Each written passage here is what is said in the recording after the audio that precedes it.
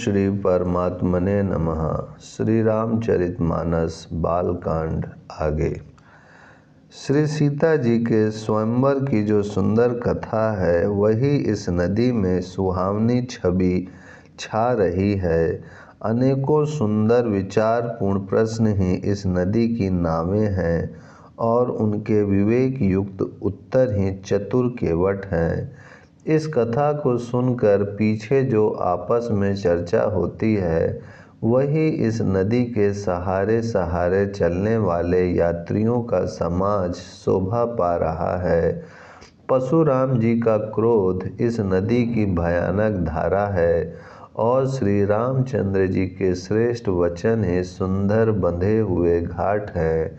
भाइयों सहित श्री रामचंद्र जी के विवाह का उत्साह ही इस कथा नदी की कल्याणकारिणी बाढ़ है जो सभी को सुख देने वाली है। इसके कहने सुनने में जो हर्षित और पुलकित होते हैं वे ही पुण्य आत्मा पुरुष हैं जो प्रसन्न मन से इस नदी में नहाते हैं।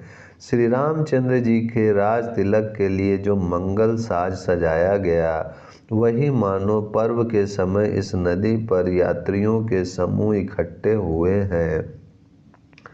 कैकेयी की कुबुद्धि ही इस नदी में काई है जिसके फल स्वरूप बड़ी भारी विपत्ति आ पड़ी। संपूर्ण अनगिनत उत्पातकों को शांत करने वाला भरत जी का चरित्र नदी तट पर किया जाने वाला जप यज्ञ है। कलयुग के पापों और दुष्टों के अवगुणों के जो वर्णन है वे ही इस नदी के जल का कीचड़ और बगुले कौवे हैं। यह कीर्ति रूपिणी नदी छहों ऋतुओं में सुंदर है। सभी समय यह परम सुहावनी और अत्यंत पवित्र है। इसमें शिव पार्वती का विवाह हेमंत ऋतु है। श्री रामचंद्र जी के जन्म का उत्सव सुखदायी शिशिर ऋतु है। श्री रामचंद्र जी के विवाह समाज का वर्णन ही आनंद मंगलमय ऋतुराज वसंत है। श्री राम जी का वन गमन दुस्सह ग्रीष्म ऋतु है और मार्ग की कथा ही कड़ी धूप और लू है। राक्षसों के साथ घोर युद्ध ही वर्षा ऋतु है जो देव कुल रूपी धान के लिए सुंदर कल्याण करने वाली है। रामचंद्र जी के राज्यकाल का जो सुख विनम्रता और बड़ाई है वही निर्मल सुख देने वाली सुहावनी शरद ऋतु है। सती शिरोमणि श्री सीता जी के गुणों की जो कथा है वही इस जल का निर्मल और अनुपम गुण है। श्री भरत जी का स्वभाव इस नदी की सुंदर शीतलता है जो सदा एक सी रहती है और जिसका वर्णन नहीं किया जा सकता। चारों भाइयों का परस्पर देखना बोलना मिलना एक दूसरे से प्रेम करना हंसना और सुंदर भाईपना इस जल की मधुरता और सुगंध है। मेरा आरत भाव विनय और दीनता इस सुंदर और निर्मल जल का कम हल्कापन नहीं है अर्थात अत्यंत हल्कापन है। यह जल बड़ा ही अनोखा है जो सुनने से ही गुण करता है और आशा रूपी प्यास को और मन के मैल को दूर कर देता है। यह जल श्री रामचंद्र जी के सुंदर प्रेम को पुष्ट करता है। कलयुग के समस्त पापों और उनसे होने वाली ग्लानि को हर लेता है। संसार के जन्म मृत्यु रूप श्रम को सोख लेता है। संतोष को भी संतुष्ट करता है और पाप ताप दरिद्रता और दोषों को नष्ट कर देता है। यह जल काम क्रोध मद मोह का नाश करने वाला और निर्मल ज्ञान और वैराग्य का बढ़ाने वाला है। इसमें आदर पूर्वक स्नान करने से और इसे पीने से हृदय में रहने वाले सब पाप ताप मिट जाते हैं।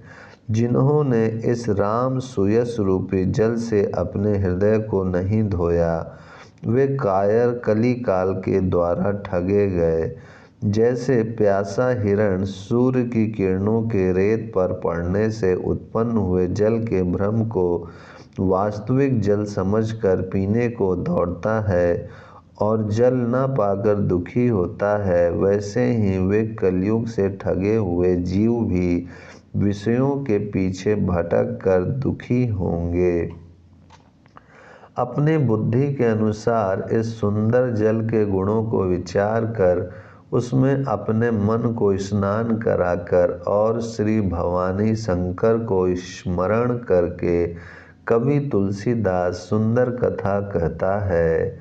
मैं अब श्री रघुनाथ जी के चरण कमलों को हृदय में धारण कर और उनका प्रसाद पाकर दोनों श्रेष्ठ मुनियों के मिलन का सुंदर संवाद वर्णन करता हूँ। भरद्वाज मुनि प्रयाग में बसते हैं। उनका श्री राम जी के चरणों में अत्यंत प्रेम है। वे तपस्वी, निग्रह, हितचित, जितेंद्रिय, दया के निधान और परमार्थ के मार्ग में बड़े ही चतुर हैं। माघ में जब सूर्य मकर राशि पर जाते हैं तब सब लोग तीर्थ राज प्रयाग को आते हैं। देवता, दैत्य, किन्नर और मनुष्यों के समूह सब आदर पूर्वक त्रिवेणी में स्नान करते हैं। श्री वेणी माधव जी के चरण कमलों को पूजते हैं और अक्षय वट का स्पर्श कर उनके शरीर पुलकित होते हैं। भारद्वाज जी का आश्रम बहुत ही पवित्र, परम रमणीय और श्रेष्ठ मुनियों के मन को भाने वाला है। तीर्थ राज प्रयाग में जो स्नान करने जाते हैं उन ऋषि मुनियों का समाज वहाँ भारद्वाज के आश्रम में जुटता है। प्रातःकाल सब उत्साह पूर्वक स्नान करते हैं और फिर परस्पर भगवान के गुणों की कथाएं कहते हैं। ब्रह्म का निरूपण, धर्म का विधान और तत्वों के विभाग का वर्णन करते हैं तथा ज्ञान वैराग्य से युक्त भगवान की भक्ति का कथन करते हैं। इसी प्रकार माघ के महीने भर स्नान करते हैं और फिर सब अपने अपने आश्रमों को चले जाते हैं। हर साल वहाँ इसी तरह बड़ा आनंद होता है। मकर में स्नान करके मुनिगण चले जाते हैं। एक बार पूरे मकर भर स्नान करके सब मुनीश्वर अपने अपने आश्रमों को लौट गए। परम ज्ञानी याज्ञवल्क्य मुनि को चरण पकड़कर भरद्वाज जी ने रख लिया।